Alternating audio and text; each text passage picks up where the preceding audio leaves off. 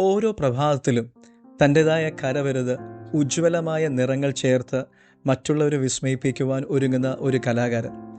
തൻ്റെതായ ക്യാൻവാസിൽ ഓരോ നിമിഷവും അധികം കാര്യങ്ങളെ പകർത്തുവാൻ കഴിയണമെന്ന അടങ്ങാത്ത ദാഹമുള്ള ഒരു വ്യക്തി. നിശ്ചയമായും താനൊരു അത്ഭുതം സൃഷ്ടിക്കും. കർത്താവ് ഇപ്രകാരം അരുളി ചെയ്യുന്നു, നിന്റെ വായ് വിസ്താരത്തിൽ തുറക്ക, ഞാൻ അതിനെ നിറയ്ക്കും. അടിമ ചങ്ങലകളാൽ കെട്ടപ്പെട്ടിരുന്ന അവസ്ഥയിൽ നിന്നും മോചനം നേടിയവരോടാണ് ഈ ആഹ്വാനം. ഈ ഒരു വചനപ്രയോഗം ദൈവിക മഹത്വകരമായ പ്രവർത്തിക്കായി നമ്മെ ഒരുക്കുവാനുള്ള ക്ഷണമാണ്.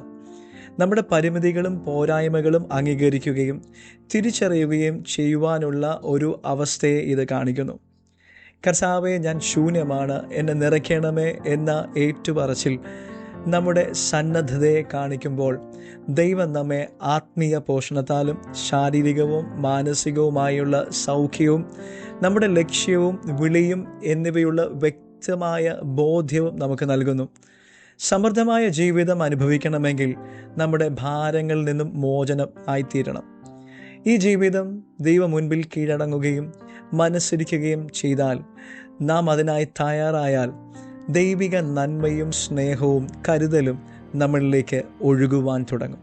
God bless you.